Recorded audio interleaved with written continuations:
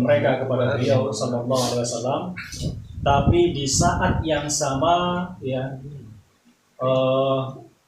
orang-orang yang membenci beliau ya, terutama isu yang santer beredar di tengah kita ya, yakni salah satu presiden dari negara imperialis ya, Prancis ya, ini memberikan ejekan, memberikan penistaan kepada Nabi kita sallallahu alaihi wasallam. Namun saya ingatkan bahwa tidak sedikit pun itu mengurangi ya, tidak sedikit pun itu akan mengurangi kemuliaan beliau di mata Allah Subhanahu wa taala. Karena sungguhnya orang-orang yang kemudian melakukan penistaan, pelecehan kepada Nabi kita sallallahu alaihi wasallam itu tidak akan mengurangi kehormatan beliau ya, tapi justru adalah semua itu akan kembali menimpa mereka sendiri ya. Kita sebagai seorang muslim tentu ditanya apakah marah, justru di saat inilah kita harus marah. Kenapa harus marah? Karena memang faktanya para ulama, para sahabat, para salafus soleh pun ketika mereka tidak hanya marah, tapi benar-benar mau mengekspresikan kemarahan mereka. Banyak sekali kitab-kitab yang ditulis para kalangan ulama ya, kaitannya dengan hukuman apa ya, yang diberikan kepada orang-orang yang menghina Nabi Sallallahu Alaihi Wasallam. Bahkan Imam Ibnu Taimiyah sendiri mengarang kitab yang sangat tebal yang berkaitan dengan penghinaan kepada Nabi Sallallahu Alaihi Wasallam. Nah, maka dari itu terkadang kata-kata bijak terhadap hal seperti ini saya sangat tidak suka. Ya. Artinya seolah-olah berkata seolah-olah bijak harus begini, tapi pada faktanya ini justru mendistorsi. Gitu ya. Karena rasa kecintaan kita ini kepada Nabi Sallallahu Alaihi Wasallam itu posisinya lebih tinggi bahkan dari kecintaan kita kepada anak, istri, bahkan orang tua kita. Ya. Nah ini ya, yang disampaikan oleh Allah SWT yang jelas qul in kuntum tuhibbunallah fattabi'uni ya yuhibbukumullah dan seterusnya. Nah maka dari itu kita sebagai seorang muslim tentu kita harus marah. Ya. Wujud kemarahan itu adalah tidak bukan hal-hal yang negatif, akan tapi memang kita harus senantiasa memberikan edukasi kepada umat. Ya. Edukasinya adalah bagaimana syariat Islam memandang itu. Ya. Bagaimana Islam memandang para penghina dan pengolok-olok Nabi itu seperti apa hukumnya dalam Islam. Nah itu bisa kita kaji nanti dalam kesempatan yang lain. Nah kemudian selanjutnya, ya, saya masih agak sedikit merangkau gitu dalam hati. Barulah mereka melakukan sholat. Ketika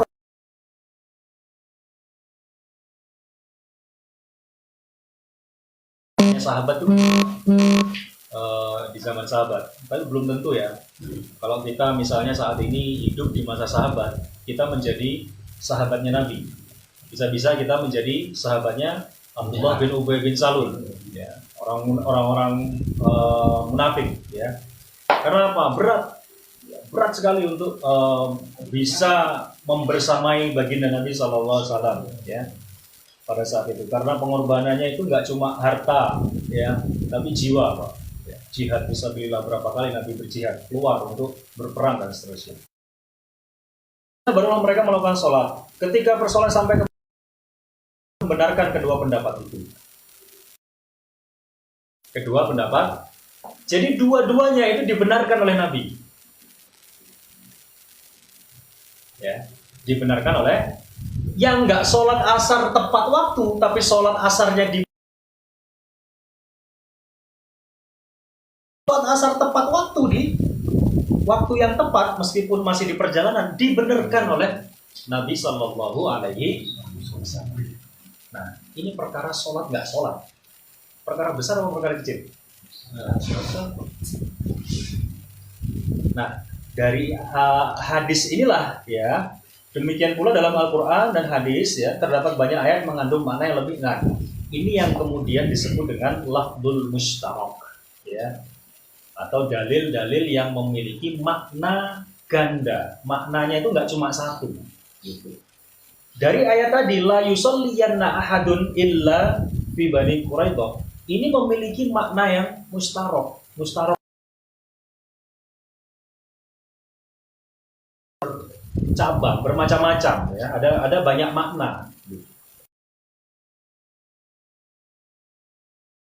Tapi bahkan di sini ada dua makna, yaitu nggak usah sholat asar pada waktunya tapi sholat di Bani Quraidah, atau tetap sholat asar tapi perjalanannya agak cepat. Itu maksud, ada dua makna. Nah, ini Allahu alaihi wasallam. Nah, dari sinilah maka kemudian ya diambil ya sebuah apa namanya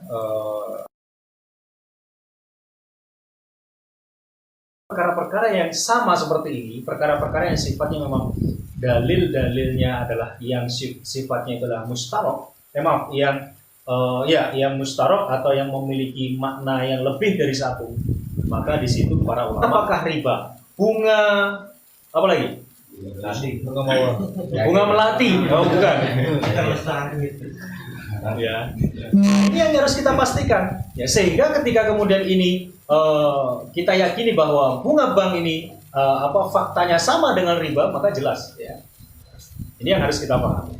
Nah, termasuk kemudian misalnya ayat tentang hudud, ayat tentang wasariqu wasariqatu faqta'u aydiyahuma. Ini tidak memiliki makna yang lain kecuali memang pencuri laki-laki dan pencuri perempuan, ya, potonglah tangan kedua. Yang namanya dipotong itu apa? Bukan, maksudnya dipotong itu bagaimana? Potong tel gitu kan? Potong itu berarti kalau batang kayu dipotong kan gitu. Nah, nanti permasalahannya muncul itu yang dimaksud aidiyahuma itu apa? Tangan itu apakah dari sini sampai sini? Atau dari sini sampai siku, itu yang disebut tangan. Terus mananya yang dipotong? Kan ini perlu penjelasan.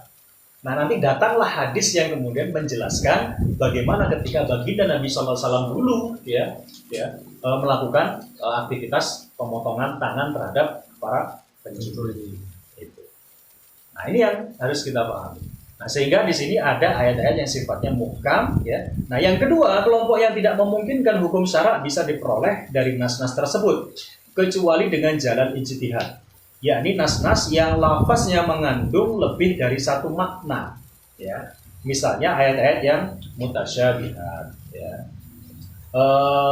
Nanti seringkali contoh yang di sini ayat-ayat yang mutasyabihat itu seringkali di ayat ini, di buku ini disebutkan tentang contoh, misalnya dalam Al-Quran disebutkan aula mastumun nisa, ya. Kata-kata lamasa ya, atau memegang, ya, di sini nanti disebutkan ini aula mastum, ya, atau kalian menyentuh, ya. Makna arti dasarnya adalah menyentuh, ya. Nah, atau jika kalian menyentuh wanita, ya, aula mastum, atau kalian menyentuh siapa? Kalian menyentuh siapa? An-nisaa, ya, orang wanita. Nah, kata lamastum ini memiliki makna, ya, atau lafdzul mustarak, memiliki makna yang lebih dari satu. Nah, para ulama empat mazhab itu pun berbeda, ya. Dalam hal ini Imam Syafi'i, ya, Imam Syafi'i artinya beliau dalam salah satu qaulnya itu menyatakan bahwa maksud daripada lamastum itu ya begini, bersentuhan, ya. Kalau Imam Ahmad bin Hambal, ya, kemudian juga Imam Abu Hanifah, itu bukan begini, itu nggak batal. Makanya kalau Imam Syafi'i memaknai kata lamastum itu adalah begini, gitu. Nah, kalau ulama yang lain seperti Imam Ahmad bin Hambal, ya, itu tidak membatalkan wudu, karena maksud beliau itu bukan seperti itu. Yang dimaksud lamastum itu adalah mendatangi istrinya. Jadi bukan bersentuhan, tapi berhubungan badan dengan istri. Nah, itu yang dimaksud. Nah, sementara Imam Malik, ya, itu unik, gitu ya. Ada yang unik. Uniknya apa? Kalau sentuhan itu, kalau cuma sentuhan itu nggak membatalkan selama tidak ada syahwat. Gitu. Ya, yang pernah umroh haji, ya, atau paling mungkin lebih tahu, gitu ya. Boleh sentuhan, tapi yang penting nggak syahwat, gitu. Ya. Nah, kalau bersentuhan terus ada syahwat, nah itu batal, gitu ya. Ini kaitannya dengan wudhu. Karena ini ayat yang menjelaskan tentang wudhu dan tayamum. Ya. Nah, kemudian ada lagi dalam kitab Ahkamus Sholahnya Syekh Ali Raghib itu lebih terperinci dan saya kira lebih unik dan lebih ini ya. Jadi yang beliau maksud itu ya di dalam Ahkamus Sholah itu adalah yang menyentuh secara aktif yang batal, yang pasif yang nggak batal. Misalnya antum sudah wudhu, kemudian mau pakai baju ya, istri antum lewat. Karena kenapa Pak istri yang dicontohkan? Iya, karena dia adalah wanita ajnabi gitu kan. Kalau mahram ya, orang sekeliling kita, orang yang mahram dengan kita, ibu, bapak ya, itu kan nggak apa-apa bersentuhan. Nah ini kalau istri kan orang lain, tapi sudah kita nikahi ya. Nah kalau menurut saya dalam kitab Ahkamus Sholahnya beliau mengatakan yang orang menyentuh secara aktif itulah yang batal, lamastun, yang menyentuh gitu ya. Nah sementara yang disentuh itu nggak batal. Nah itu bisa ditemukan nanti dalam kitab Ahkamus Sholah ya. Allahu a'lam. Nah itu ya, jadi sampai seperti ini Bapak sekalian, perbedaan-perbedaan yang dikaji oleh para ulama begitu dalam, begitu luar biasa ya. Mereka kok, ya pertanyaan saya kan begini, kalau kita ini sebagai orang awam ya kan bertanya begini, kok mereka itu kurang kerjaan apa kok sampai bahas seperti itu? Ini bukan soal kurang kerjaan, tapi ini keseriusan mereka dalam beragama. Sampai masalah cebok saja diatur, coba bayangkan. Ya enggak? Ya. Mana ada agama yang ngatur soal cebok, Pak? Enggak ada. Selain cebok aja diatur, apalagi ngurus negara, ya kan? Ngomong nggak ada nggak ada apa namanya istilahnya mereka itu, nggak ada hukum nggak ada tuntunan baku tentang negara dalam Islam. Orang cebok aja diatur kok ya. Nah, ini harus kritis ya, kita harus tahu itu ya. Baik, ini definisi tentang ijtihad ya. Kemudian ada ayat-ayat Al-Qur'an dan hadis ya. Ayat Al-Qur'an yang muhkamat, ada yang mutasyabihat. Baik, terus kemudian selanjutnya ya, ini kita selesaikan saja.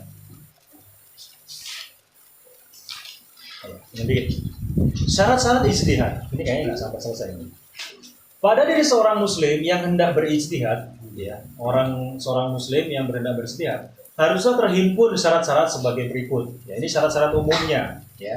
Nanti para ulama kemudian mensyaratkan banyak sekali. Ada yang mengharuskan hafal ribuan hadis, ya. Ada yang kalau hafal Quran jelas wajib ya. Nah, kita ini kayaknya sudah nggak masuk. Bukan kayaknya, memang hakul yakin nggak masuk di sini, nggak boleh. Saya mau berijtihad, gundulmu, nggak boleh begitu ya. Karena kita nggak punya kapasitas untuk itu. Ya. Nah, pada diri seorang muslim yang hendak berijtihad harus terhimpun beberapa hal berikut ini. Pertama, mereka mengetahui pengetahuan tentang bahasa Arab, ya. Yakni pengetahuan terhadap lafaz-lafaz dan susunan-susunan atau tarkib yang berhubungan dengan dalil-dalil hukum yang hendak diistinbatkan. Kita ini membedakan mana isim, fi'il, harf aja susah kok. Bahkan mungkin istilah itu aja baru dengar sekarang, ya kan? Iya. Nah, iya, serius. Ini terlalu jauh ini kita kalau harus mengulang kembali ini ya. Ya. Nah ini yang harus kita pahami. Ya. Kita nggak ngerti isim, fi'il, harf aja udah menjustifikasi ya, saudara-saudara kita, hati-hati gitu ya. Kemudian yang kedua, pengetahuan terhadap hukum syara, yakni nas-nas syariat dari Al-Quran dan Sunnah yang berkaitan dengan masalah hukum. Jadi Al-Quran itu seluruh isi Al-Quran itu tidak semuanya memiliki kandungan hukum. Ada yang turun karena memang sebagian besar, sepertiga bahkan dikatakan Al-Quran itu adalah kisah. Bahkan ada salah satu surat namanya surat Al-Qasas, yakni tentang kisah-kisah. Dalam surat Al-Maidah itu kisahnya Nabi Musa itu diulang berapa kali coba? Berapa ayat? Paling banyak Nabi Musa itu di-expose di situ. Ya, siapa itu Musa, kemudian bagaimana prosesnya dia, bahkan di situ disebutkan ibunya Nabi Musa, kakaknya perempuan Nabi Musa, ada loh, meskipun nggak disebutkan nama. Coba cari aja dalam Al-Quran. ibunya Nabi Musa itu disebutkan di kitab ini, di awal-awal pernah disebutkan kemarin, ya kan? Ya.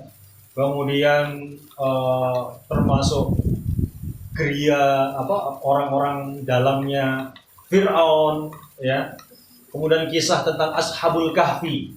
Wah, itu banyak sekali. Ya, kisah-kisah itu banyak sekali. Nah, maka dari itu ya, di sini disebutkan nas-nas syara dari Al-Qur'an yang berkaitan dengan hukum. Gitu. Ya, berkaitan dengan hukum. Nah, meskipun nanti kisah dalam Al-Qur'an itu bisa dijadikan landasan hukum, meskipun itu adalah bercerita tentang kisah. Gitu.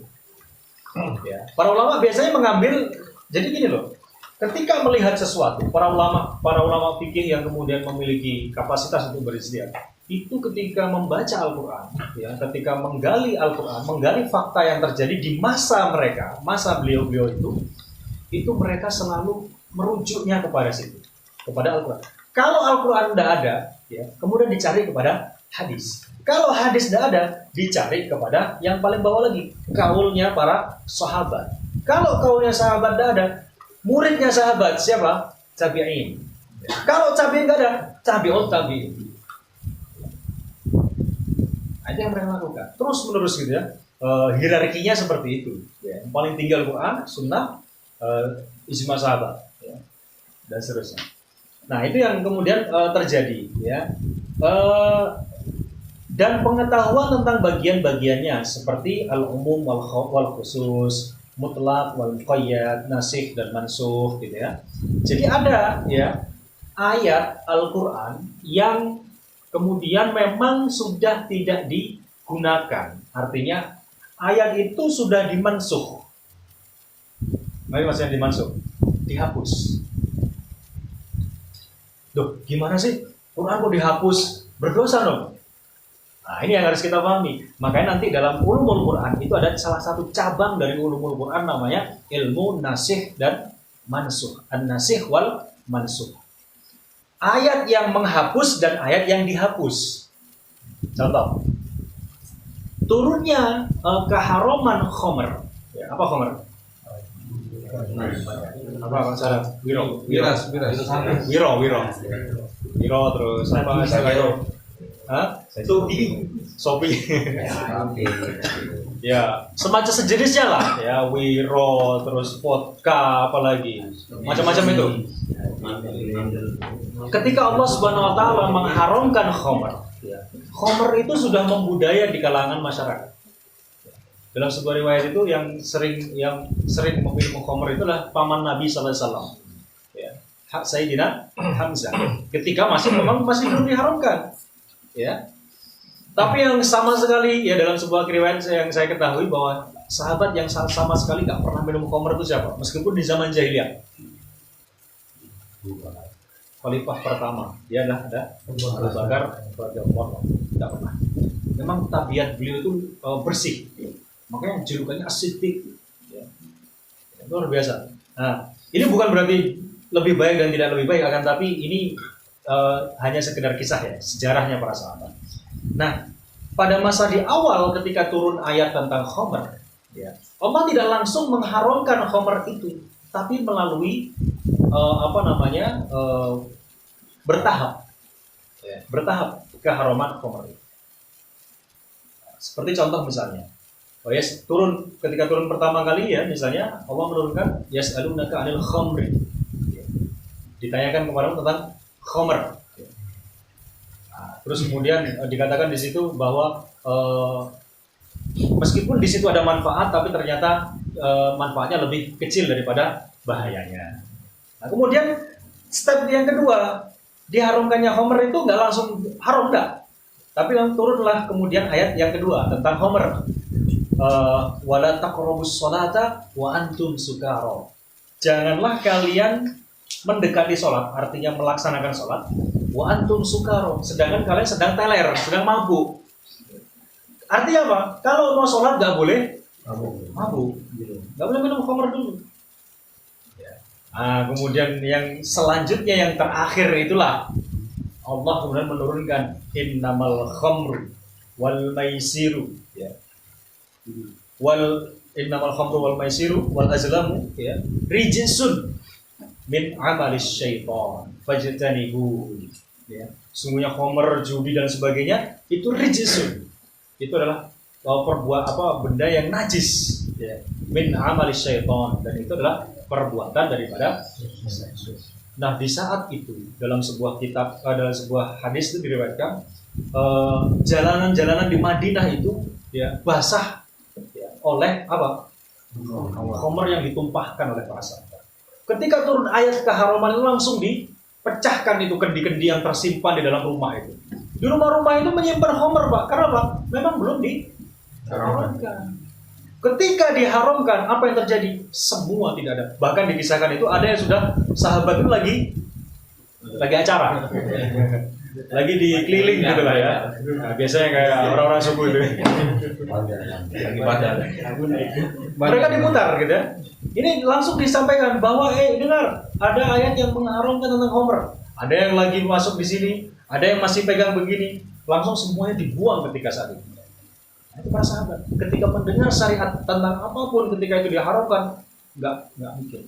Meskipun Allah Subhanahu Wa Taala menurunkan keharaman khamr itu bertahap. Tapi ketaatan mereka itu yang harus kita contoh.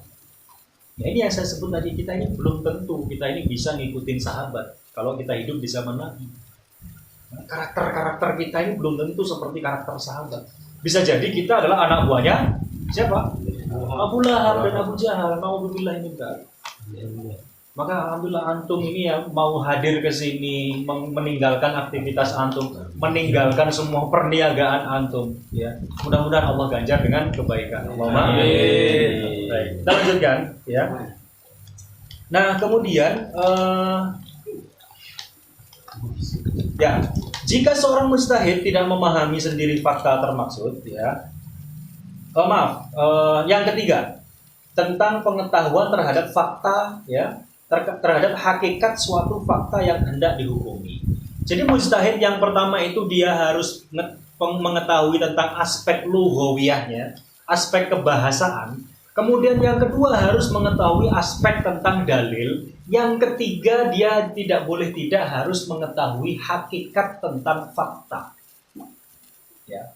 Kalau kita bicara tentang tahu goreng, tahu Sumedang, kita harus tahu tahu Sumedang itu definisinya secara hakiki.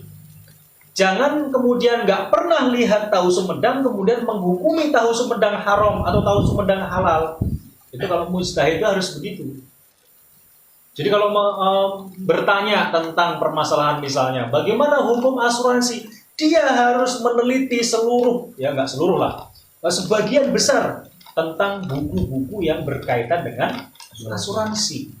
Kalau dia kemudian ditanya tentang masalah MLM, dia harus tahu MLM itu yang mana MLM-nya, namanya, mereknya apa, harus diteliti.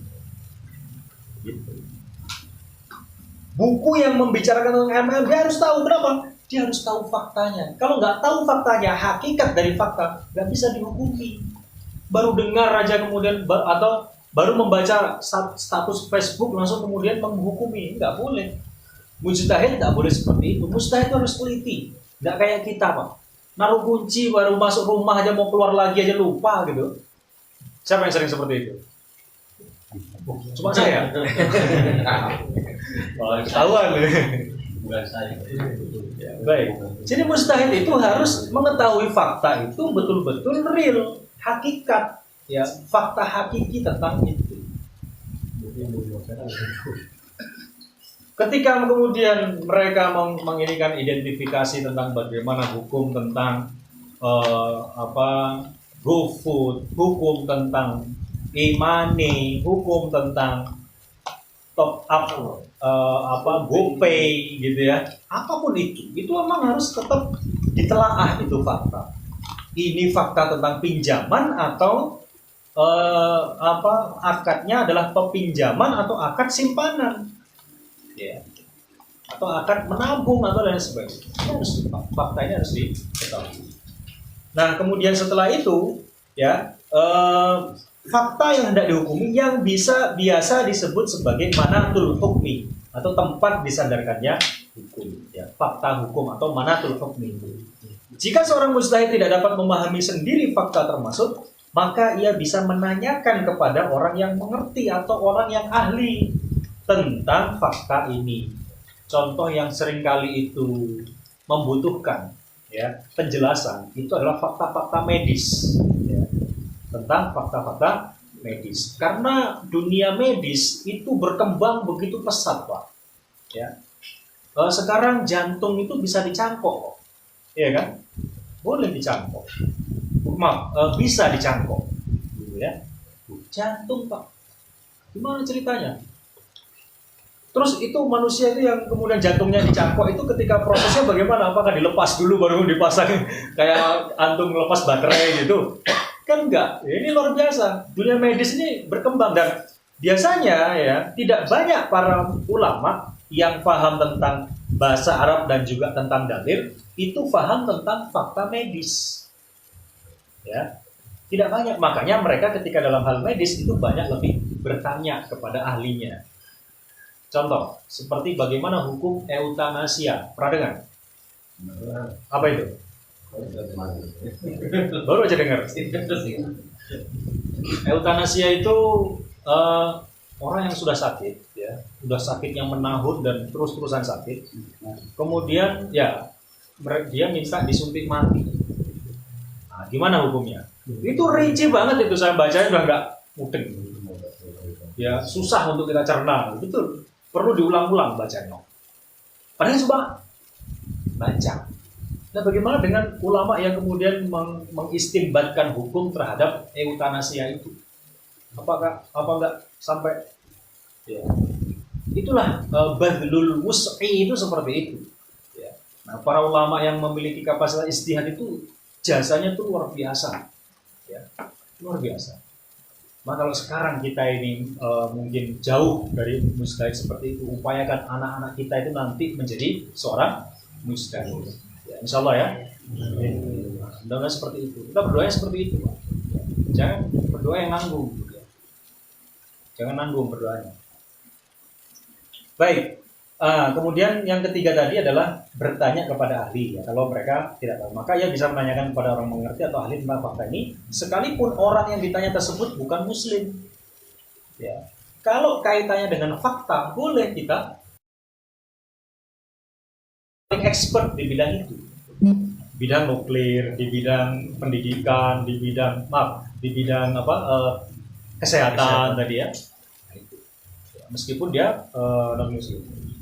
Nah, itu demi untuk apa? Untuk memahami fakta, bukan untuk memahami dalil, bukan.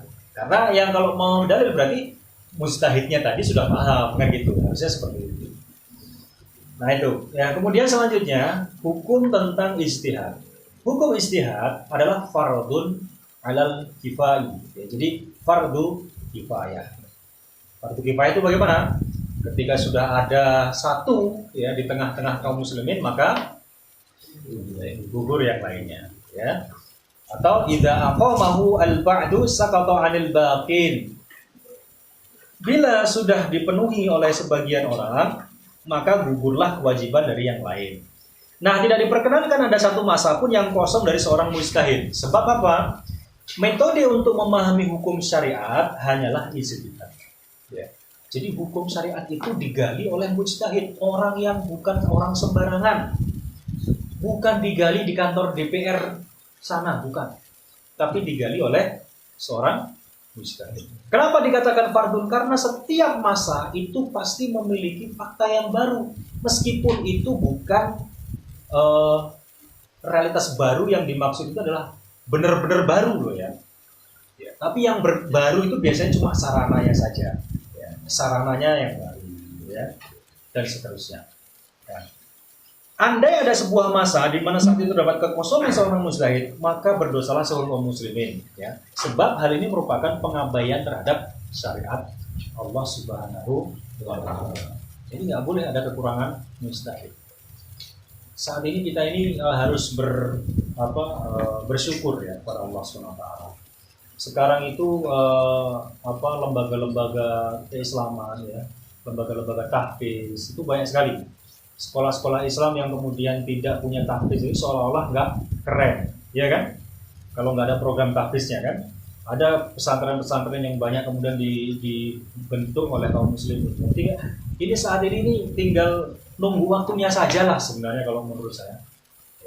Tinggal permasalahannya itu adalah tinggal bagaimana kita membersihkan ya akidah kaum muslimin itu anil juzur. Ya, jadi izalatu atsribah anil juzur. Jadi menghilangkan debu-debu yang menempel pada akidah umat Islam. Sehingga apa? Sehingga lian haba, mereka itu bangkit. Nah, ini yang harus kita lakukan. Nah, sementara semangat keislaman itu saya kira sudah sangat luar biasa sekarang. Iya nggak? Benar nggak? Prosentase orang yang berhijab yang muslim dengan 10 tahun belakangan itu berbeda sekali dengan sekarang. Sering saya sampaikan. Nah, maka dari itu ya kondisi sekarang ini ya mudah-mudahan ya, kalau kemudian ditanya apakah ada seorang muslim, pasti ada. Ya. Di Al-Azhar Syarif sana banyak sekali. Bahkan mungkin di Indonesia banyak sekali pesantren-pesantren Indonesia yang mengeluarkan santri-santri yang mampu untuk beristihad, barangkali ada banyak. Bahkan kiai-kiainya yang kemudian bisa beristihad banyak. Ya. Nah, jadi aman, kita nggak berdosa, gitu kan? Tapi apakah kemudian kita diam saja? Kan nggak boleh. Ya paling nggak belajarlah ya bahasa Arab, gitu ya, nahwu, ya, isi, fi'il atau huwa, huma, hum, ya, huma, hunna. Ada yang masih ingat itu? Sudah lupa paling. Baik, kita lanjutkan sedikit lagi ya.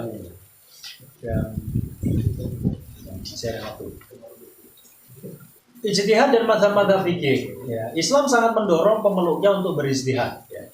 Jadi zaman sahabat dulu, ya, mereka itu para sahabat yang jauh dari Nabi itu ketika melakukan fakta baru mereka berijtihad dengan pendapat mereka. Ya. Dan idealnya sebenarnya seperti itu. Ya. Tapi kenapa? Karena semakin mundur sampai di zaman kita 1400 tahun yang lalu. Itu kita sudah nggak tahu gambaran Islam yang seperti di zaman Nabi itu kayaknya sudah nggak tergambar sekarang. Gitu. Nah, kemudian untuk ya dalam rangka mendorong pemeluknya untuk beristihad ya, untuk memahami hukum syariat Islam dan dalil-dalil tersebut, Rasul bersabda dalam sebuah hadis yang sahih, "Idza ijtahadal hakim," apabila seorang hakim beristihad, fa asaba, dan kemudian ternyata istihadnya itu benar, falahu ajroni, maka baginya itu dua pahala. Wa in akhta'a, dan kemudian maka namun bila ia salah ya, falahu ajrun, maka baginya satu pahala. Tetap dapat pahala ya. Ketika salah dia dapat dua. Ketika benar dapat dua, ketika salah dapat satu. Tapi proses dan syarat ketentuan berlaku gitu ya. Syarat ketentuannya maksudnya harus memang memiliki kapabilitas ya, dengan metodologi ijtihad yang sesuai dengan yang sudah ditetapkan oleh para ulama gitu. Nggak sembarangan. Nah, kaum muslimin pada masa permulaan Islam senantiasa melakukan pengambilan hukum-hukum syariat sendiri dari Al-Quran dan Sunnah. Dulu para sahabat itu seperti itu. Tapi nggak semua sahabat.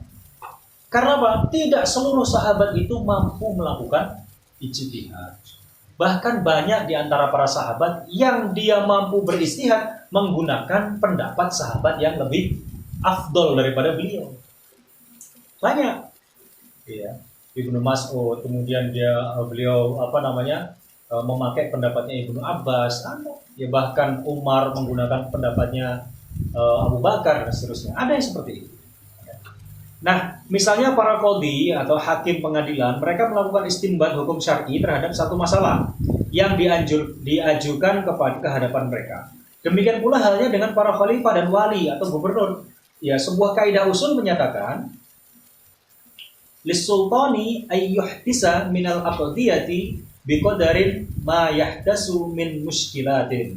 Seorang penguasa berhak mengambil keputusan hukum sesuai dengan masalah yang terjadi.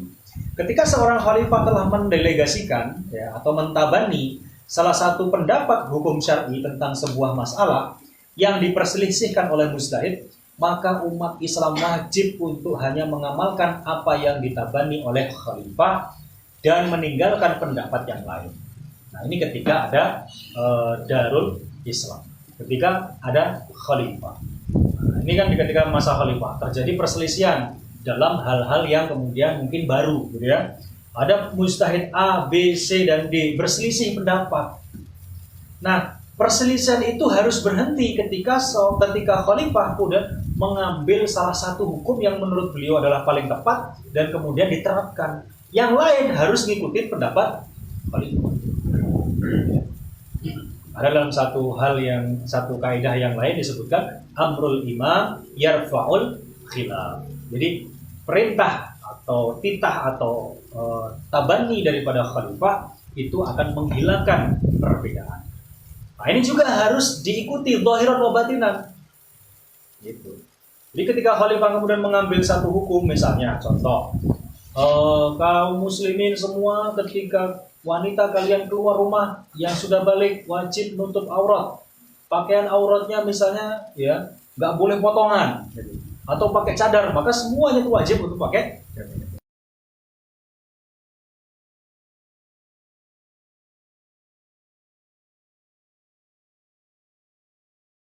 Otak kita dilumuri oleh sekulerisme ini yang kemudian ngajak kita untuk senantiasa asik-asikan. Karena apa? Di zaman itu nanti ya orang nggak mikir lagi bagaimana numpuk harta, nggak mikir lagi Pak. Tapi yang dipikirkan adalah akhirat itu seolah-olah di depan mata. Gitu. Karena apa? Pemimpinnya beriman, sistem yang diterapkannya adalah sistem yang Islami. Bukankah ini yang kita inginkan? Benar nggak? Antum ingin yang mana? Ini ingin hidup sekarang dengan bayang-bayang seolah-olah itu sesuatu yang mustahil, atau dalam kondisi yang penuh dengan keimanan, kondisi yang mengkondisikan masyarakat kita untuk benar-benar menerapkan Islam. Mana yang antum pilih? Yang kedua. Ya, kalau iman kita benar ya Islamnya yang kedua. Kalau sekarang kan antara teori dengan prakteknya kita akan dibilang, mereka akan mengatakan kamu tuh jangan menghayal, mimpi, nggak mungkin. Sebenarnya. Sekarang kenapa kita dikatakan seperti itu? Seolah seperti penghayal, tukang mimpi, tukang ngibul, Kenapa? Karena di saat yang sama otak kita dilumuri oleh virus-virus sekulerisme tadi, seperti pisang lumpur itu Pak ya. Nah itu ada adonannya itu kayak tahu gejrot, tahu isi itu. Nah, itu kemudian setelah dilumurin dengan tepung kemudian digoreng kan gitu. Nah beda dengan tahu Sumedang, dia nggak dilumurin begitu Pak. Ya kalau di Jawa sana namanya tahu takwa namanya. Nggak tahu kenapa disebut seperti itu. Ya.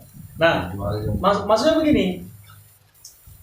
Kenapa kita masih bisa berpikir seperti itu? Karena alam kita hidup, habitat kita hidup itu adalah seperti laksana lumpur. Sementara syariat yang kemudian yang ideal itu ada di atas. Kita mau melihat itu seolah-olah memang kayak mimpi Pak. Lah supaya nggak mimpi kita harus mentas dari lumpur ini. Gitu. Pikiran kita ini harus di-upgrade. Kalau dulu kita pakai HP Nokia yang pakai OS-nya Symbian, harus pakai Android, gitu loh. Supaya dapat sinyal 4G kan gitu, ya kan? Harus di-upgrade pemikiran kita. Kalau gitu-gitu aja ya kita akan tenggelam dalam lumpur kapitalisme dan sekularisme seperti ini. Nah sehingga apa yang kita lihat yang mendapatkan keberkahan Allah, kemudian mendapatkan ridho Allah, itu betul-betul nyata. Ini yang harus kita lakukan. Ya. Kita kembali ke sini. Kemudian ada lagi tadi saya sebutkan amrul imam yarfa'ul khilaf. Perintah atau keputusan imam akan menepis perbedaan. Ya. Kemudian setelah wilayah daulah Islam meluas dan bangsa Arab mulai berinteraksi dengan bangsa yang umat lainnya, maka pemahaman umat Islam terhadap bahasa Arab mulai melemah. Ini saya sedikit memberikan gambaran. Ya. Jadi ketika tadi saya katakan para sahabat itu ada yang kemudian bisa beristihad, gitu ya, dengan pemahamannya, ada juga yang tidak. Tapi ternyata lambat laun ketika Rasulullah wafat diganti Abu Bakar, 2 tahun kemudian Abu Bakar wafat diganti oleh Umar, ya. Beberapa tahun kemudian di saat di zamannya Umar, Islam ini udah tersebar luar biasa. Ya. Ditaklukkan Syam, ya, 4 negara itu Yordan, Lebanon, Palestina dan Suriah, yaitu masuk wilayah Syam, itu udah ditaklukin Pak. Dan di sana ada seorang gubernur namanya Abu Ubaidah bin Al-Jarrah, ya, diutus sebagai gubernur di Syam. Kemudian di Iran, Irak atau sebut dengan Persia, itu lulu lantak juga, udah masuk Islam. Nah, antum tahu peradaban Persia itu ribuan tahun sudah ada di situ. Mereka sudah memiliki sistem kehidupan di situ. Mereka memiliki filsafat, mereka memiliki sistem pendidikan, mereka sudah punya itu. Kenapa? Karena mereka peradaban yang tua. Sama halnya dengan peradaban Yunani, Romawi, ya kan? Itu ribuan tahun kan, antara Persia dan Romawi dulu kan sering. Nah, itu kalau antum sufi ya, aliran sufi, suka film ya, itu ada aliran sufi ya, biasanya nonton film Hollywood ya, perang antara Sukses dengan siapa? Kratos. Siapa itu namanya? Spartan, film Spartan, nah 300 gitu ya. Nah ini gambarnya seperti itu. Mereka selalu berperang. Secara ideologi mereka berperang, secara teritorial mereka juga berperang. Nah, Nabi SAW itu hidup di masa setelah kejayaan mereka, ya di akhir-akhir kejayaan mereka. Maka kemudian Islam melipat ya sejarah daripada Persia itu di zaman Umar bin Khattab. Nah, ketika itu berarti apa? Terjadi percampuran, asimilasi, Pak. Ya, dari kaum muslimin yang kemudian dulu cuma di Madinah, di Mekah dan di daerah Hijaz, itu kemudian mereka bermigrasi setidaknya. Tentara-tentara kaum muslimin itu tinggal di sana, bermasyarakat di sana, bahkan menikah dengan orang situ, bergaul di situ. Terus menerus ya di zamannya Umar itu sudah masuk di situ. Di zamannya Utsman, Islam sudah menaklukkan Siprus. Siprus itu sebuah kota, sebuah negara ya, yang berada di tengah-tengah laut. Sebelah sananya itu jalan ini menjadi jalan masuk ke Turki, ya, Istanbul. Ya, nanti masuk ke selat Hormuz, gitu ya, selat Bosporus. Ya. Nah, di zaman Utsman itu sudah punya angkatan laut, Pak. Ya. Angkatan laut di zaman Utsman sudah terbentuk, ya. Bahkan dikomandani langsung oleh sahabat beliau namanya Muawiyah bin Abi Sufyan. Ya. Beliau naik pesawat kapal itu ke Siprus itu bersama istrinya. Itu kisahnya panjang sekali. Nah, maksud saya begini. Ketika Islam terus menyebar, gitu kan, kayak lingkaran obat nyamuk itu ya. Pertama, kalau obat nyamuk kan dari besar ke kecil gitu ya. Ini obat nyamuk yang dari kecil ke besar gitu ya. Kecil ke besar terus ya. Menyebar terus, bersinggungan dengan filsafat dan juga orang-orang yang bahasa ibunya bukan bahasa Arab. Masuk ke Azerbaijan, ya, Asia Tengah, coba bayangkan. Bisa sampai ke situ. Ya, sekali-kali cobalah antum nanti kalau mau tidur cari mana Azerbaijan. Klik di situ, cari nanti ukur berapa ratus diukur ya. Berapa jaraknya dengan Madinah atau dengan Damaskus atau dengan daerah Arab situ. Jauh sekali, Pak. Nah, dengan luas wilayah dan berbagai peradaban kebudayaan yang berbeda-beda seperti itu, Islam itu kemudian menyebar di tengah-tengah mereka. Maka yang pasti terjadi apa? Distorsi. Apa itu distorsi? Ya.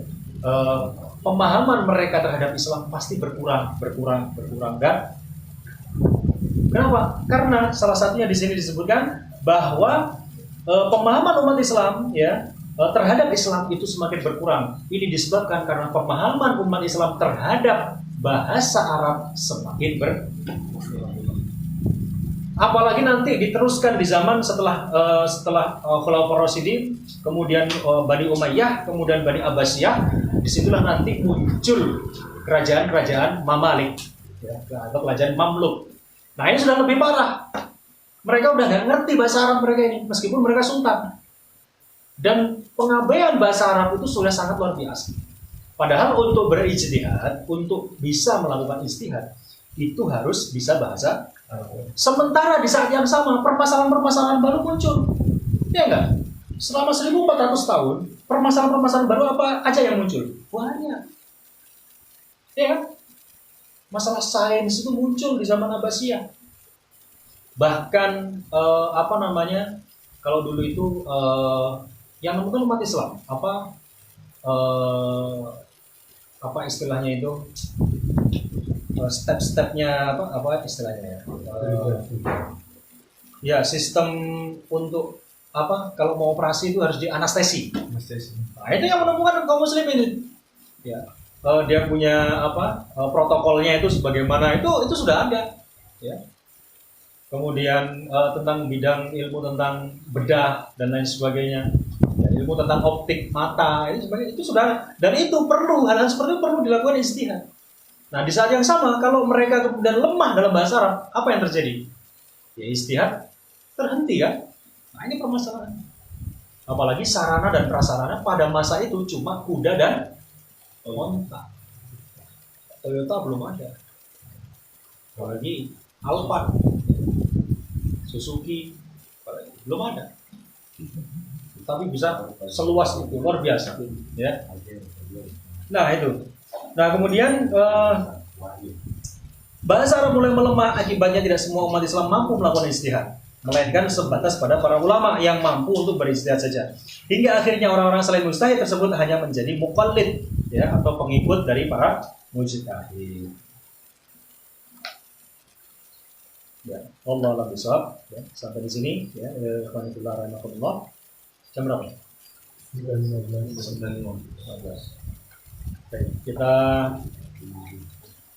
cukupkan ya. Kita lanjutkan dengan sesi diskusi ya. Barangkali mungkin ada yang mau ditanyakan ya, atau hal-hal yang mau disampaikan, saya persilakan. Silakan.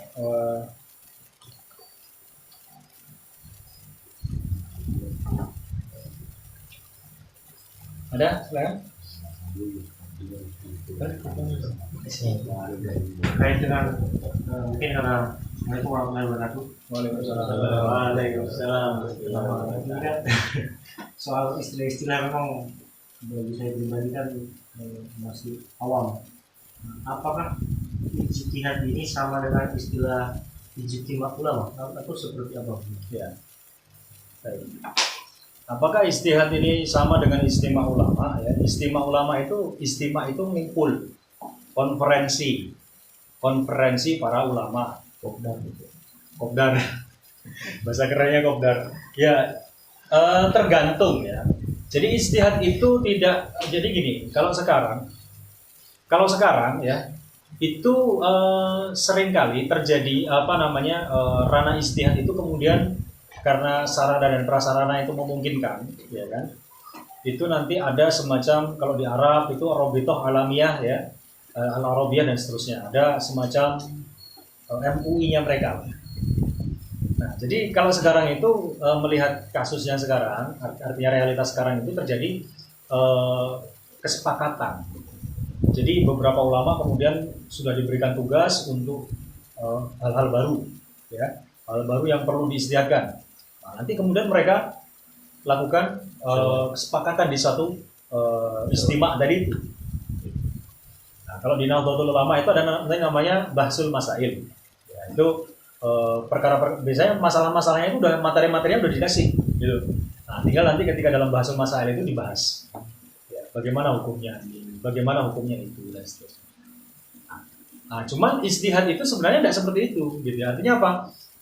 Ijtihad itu memang secara fardiyah sebenarnya, ya. Ketika memang dia memiliki kapasitas, kemampuan, ya, ulama yang memiliki kapasitas seperti itu, jauhlah dengan kita.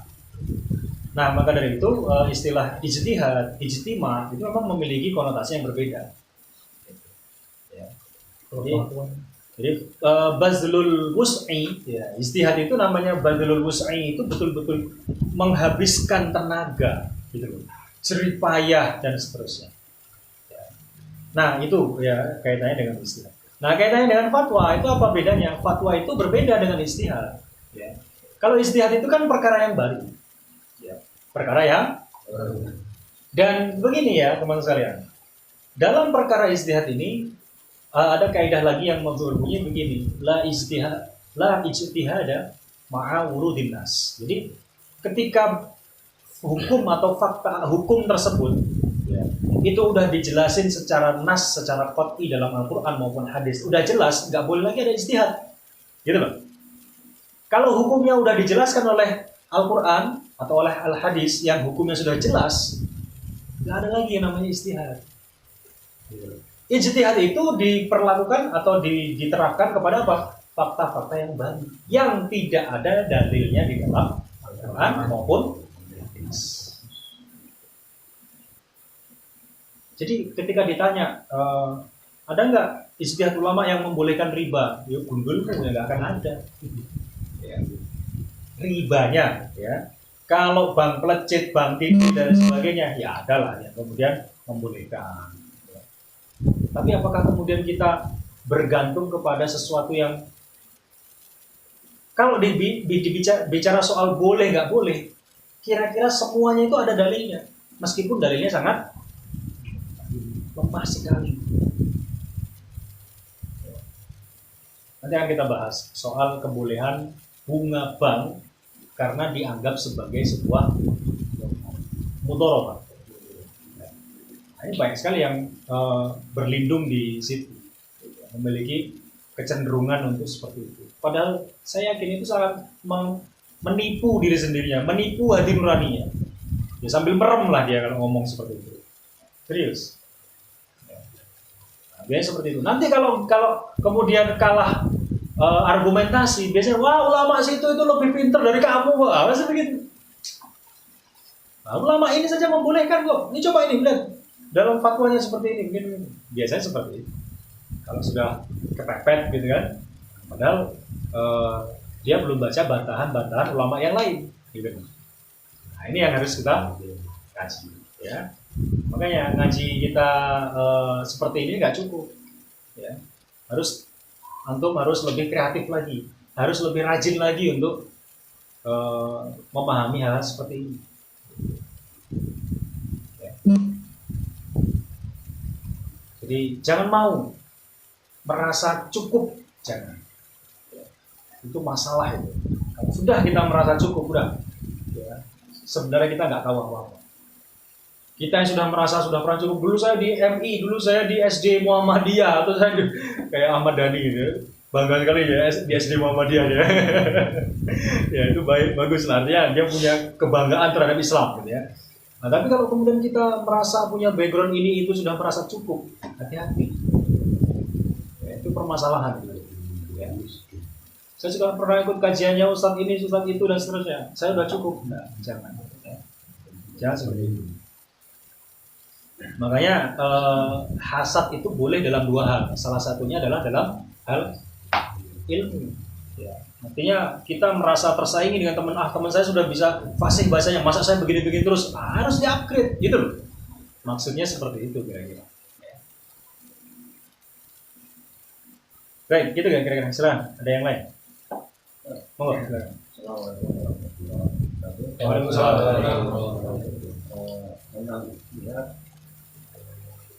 Istilahnya dari hukum baru apa ya kalau istihad ya menunjukkan hukum baru di dalam hukum yang sekarang atau kita itu dalam dunia sekarang istihad apakah masih diperlukan? Sedangkan istihad sendiri itu kan harus berdasarkan Quran dan hadis.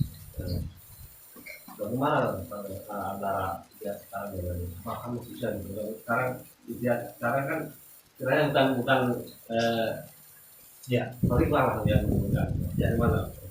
Jadi yang sekarang yang kemudian dibuat hukum yang dibuat kayak hukum omnibus law itu tidak bisa disebut ijtihad. Ijtihad gundulmu.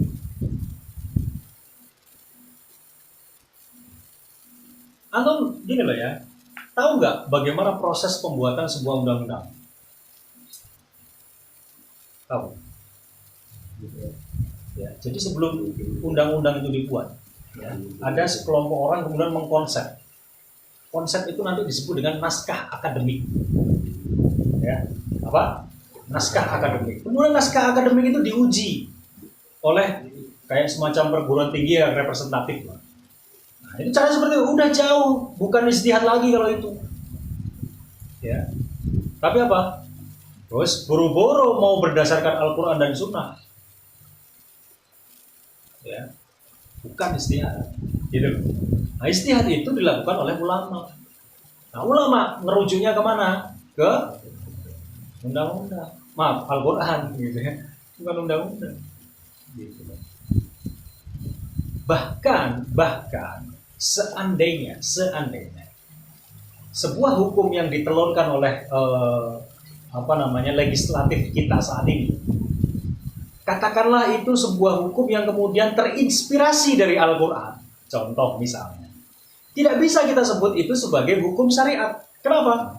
Karena itu produk hukum demokrasi. Prosesnya dilakukan dalam proses demokrasi.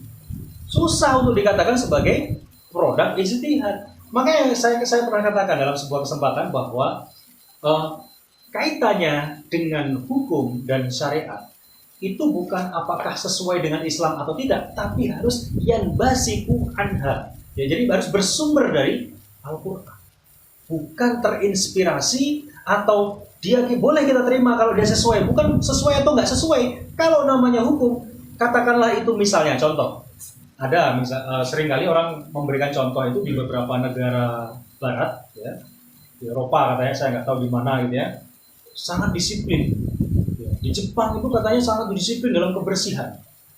Nah, kemudian ada yang mengatakan, di sebelah Jepang itu udah menerapkan syariat Islam kan?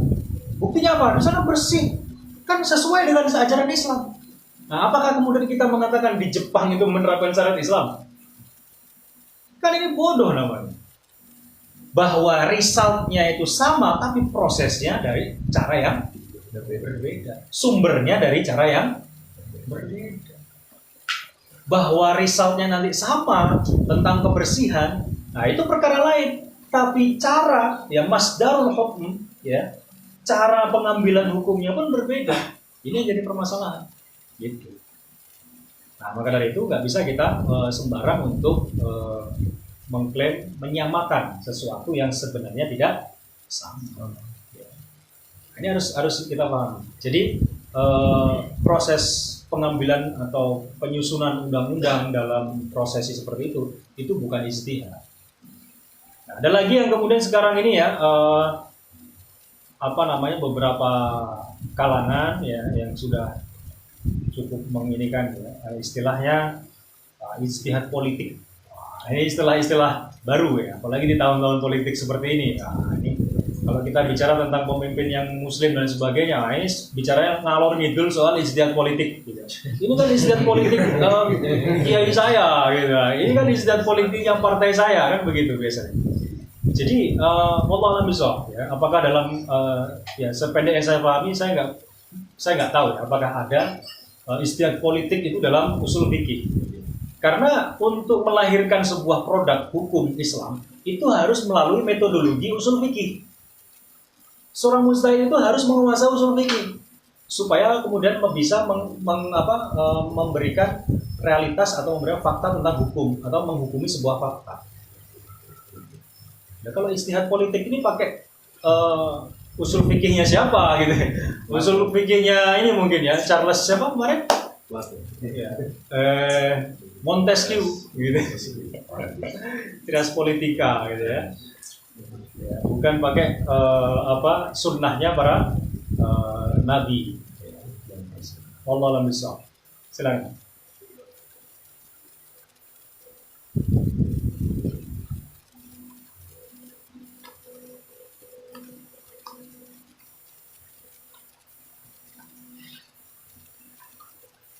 Ada yang lain? Baik, ada? Tidak? Ya, baik. Ikhwanifillah rahmatullah. Barangkali mungkin itu yang bisa kita sampaikan.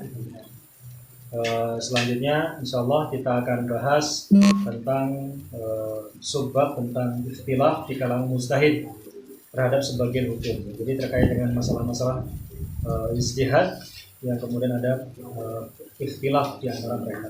Jadi karena memang pembahasannya panjang ya, cukup rumit ya, nanti kita bahas dalam satu kesempatan tertentu. Baik, ikhwanifillah rahimakumullah, kalau sudah tidak ada yang bertanya ya,